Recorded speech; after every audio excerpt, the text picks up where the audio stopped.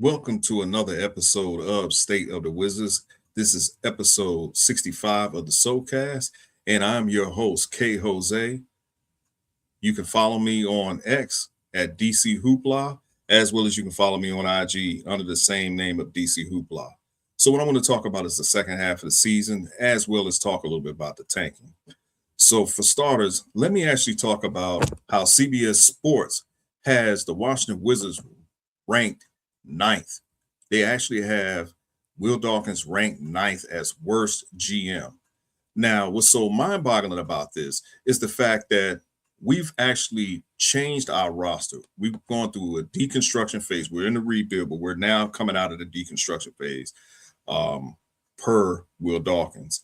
But we flipped Bradley Bill. We traded away Kuzma. We traded away Porzingis. We actually have Trey Young on the team. We got him for pennies to the dollar. Same thing is with Anthony Davis, pennies to the dollar. We have Bilal Coulibaly. We have Keyshawn George. We have Bub. We also have Alex Sarr. We got a lot of young talent on our team, as well as Will Riley. And we're potentially going to have I'm going to say maybe a top 5 pick in this upcoming draft if Adam Silver doesn't screw us.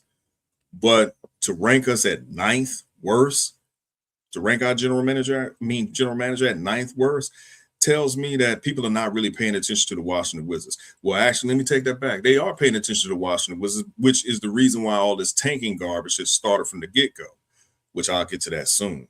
But to say that we're ninth worst, that our general manager is ninth worst, obviously you're not paying attention to the moves that the Washington Wizards have been made. And I've seen comments saying, oh, well, the Wizards have been ass for decades.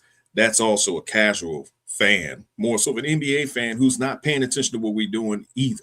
So we have a general manager that comes from the OKC pedigree, and we also have Michael Winger, who also, I believe I want to say he came from OKC too. No, correction, he actually came from the Clippers. But we know that him and Will Dawkins they've had a friendship and a mutual respect for each other.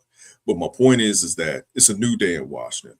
We're no longer the same old Washington Wizards where we're trading young for old, where we're giving up our draft picks for middling or fringe all-star players. We're actually trying to compete for a championship. That's the goal, to compete for a championship.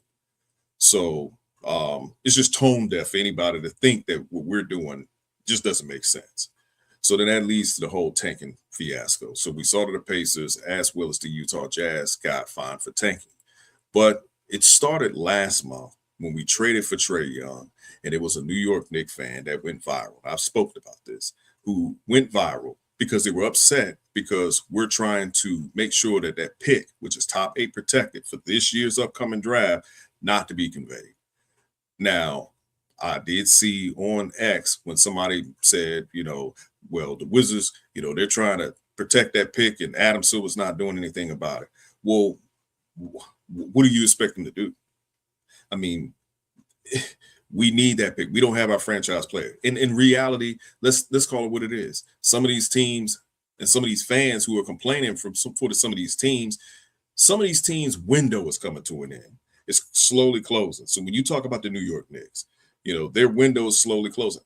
Are we forgetting that the New York Knicks was actually trying to figure out who would take Karl Anthony Towns? So them winning a championship, they have to, because a team like us, a team like the Jazz, I guess you could throw the Pacers in there too. When we start getting more young talent on our team and when we actually start to compete, some of these teams like the New York Knicks, like the Clippers, well, the Clippers are kind of pivoted, but the Lakers, some of these teams' window is just slowly closing. Now, the Lakers are getting ready to build around Luka Doncic, which most of us knew that anyway. But the thing is that tanking was not an issue until this year. We saw the whole trust the process with the 76ers. Not too many people complained about it. Some did, some didn't. We saw OKC go through a rebuild. We saw Detroit go through a rebuild. We saw the Kings going through one. We saw Orlando going through one. Why is it all of a sudden when we decide to go through a rebuild and do things the right way, Everybody's up in arms about it. Oh, well, Adam Silver need to do something about that. Well, because people want those big market teams to continue to be on top. If you want tanking to come to an end, then you need parity in the NBA. We can't keep having the same teams where you want to see Steph Curry, you want to see LeBron James, you want to see Giannis, you want to see San Antonio because of Wemby. It's certain teams you want to see some of these big market teams constantly keep winning, but then you want to bitch about the small market teams losing and say, well, why don't you guys get better? Well, we're trying to get better, but you guys are now complaining about how we're going to get better. There's a reason why Trae Young and Anthony Davis went for what they went for, because their value was low. Guess what? The Knicks, the Lakers, some of these other teams, they didn't have the assets to get those players. And before people start saying, well, the Wizards are not going to play, Anthony Davis was already ruled out to not play for the rest of the season when he was in Dallas. But he may play some games this season. Trae Young was already having injury problems before he got traded to us. So what's the issue? If the players are hurt, they're hurt. What's the problem? Like, we're not competing for anything, so why are you guys worried? Well, the reason why you're worried, because you're looking at this draft and it's loaded and it's stacked. Maybe some of you guys don't really believe in the players that's on your team that's actually winning right now. Maybe you don't think that they can lead your team to a championship. Maybe you think that one of these players in this draft this year could potentially help your team.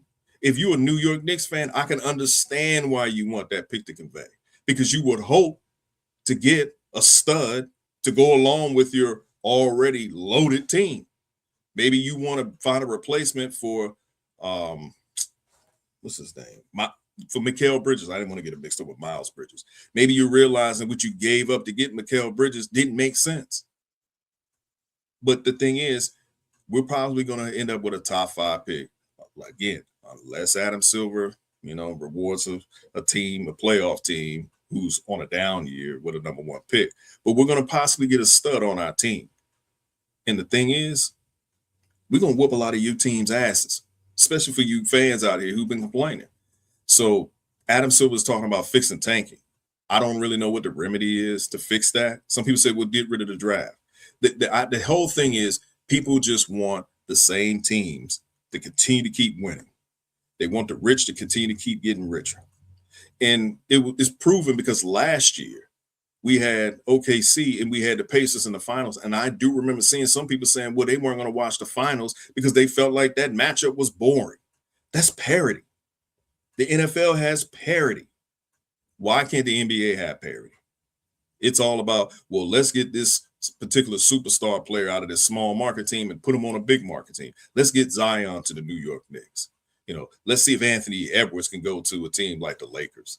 I mean, it's rumors that Anthony Edwards might consider going to Atlanta. But if he goes back to Atlanta Hawks, how many fans are going to complain about that? Well, why is he going to the Atlanta Hawks? Why don't he go to a team like Miami? Oh, why don't he go to the Knicks? Or why don't he go to the Brooklyn Nets? Well, if he wants to go back home to the Atlanta Hawks, what's wrong with that? It's all about parity. Send LaMelo Ball out there to the Clippers. I mean, people forgetting at one point in time, the Clippers was just as bad as the Wizards were. We talk about in the 90s and the 2000s. They finally got it right when they drafted Blake Griffin, which was 2009, and they pretty much been relevant ever since. My point is that you can't stop tanking. You can punish teams, but at the same time, I think the real issue needs to be is, why do we need to continue to keep rewarding these big market teams with these superstars? Why do we need, why should a team, like, here's what I would say. This is what I'm going to say when it comes down to the draft. How about this? If you are a team that participated in a play-in tournament, but you did not make it to the playoffs, the percentage of you winning the number 1 pick should be no higher than 0%, which means you don't get it. Period. We saw Atlanta 2 years ago finish out with 36 wins, and they got the number 1 pick. We just saw Dallas, and everybody can talk about it because it was definitely some behind the scenes shit when it come down to Dallas. But they got the number 1 pick based off the fact that they traded away Luka Doncic. They got the number 1 pick and they got Cooper Flag. So what should we expect this year? Should we expect to see San Antonio, who had the number 2 pick last year's draft, who was awarded the number 1 pick in 2023, which got them to draft Victor Wembanyama? Should they get a top 3 pick again in this upcoming draft so they can add on to what they already got? I guess because they decided to cut their ties with Jeremy Sochan. I guess the NBA should just go ahead and do them a solid and get them a top 3 pick so they can go ahead and draft somebody like Carlos Boozer to pull alongside, not Carlos Boozer, I'm sorry, Cam Boozer to pull alongside Victor Wembanyama. But then screw the Washington Wizards over, and give them a lower pick because, well, they were tanking. We're not really that good, man. We're not that good. And again, our players, Trae Young and Anthony Davis, they're not healthy. And if they do play, how many wins you really think they're going to give us? You know what I'm saying? So the thing is, Adam Silver will address it, but how he addresses it, I don't really think he gives a shit about how he addresses it. I don't think he cares about the fact that he awards certain teams, that he picks and chooses what teams he wants. But, whatever. But the thing is, folks, you didn't worry about the Washington Wizards before. Why are you worrying about them now? We're good over here. We're good over here. Leave us alone. Let our general manager continue to cook. Your team need to do a better job. And again, when we are competitive, don't take the ass whooping we're going to give you guys personal. So this was going to be a short episode for me. I just wanted to come on here and just address a couple of things. Again, the disrespect that Will Dawkins is getting as far as the general manager, it's terrible. It's slander. This man literally has, I said it in so many episodes, this man has literally turned shit into wine, and he doesn't get enough credit for that.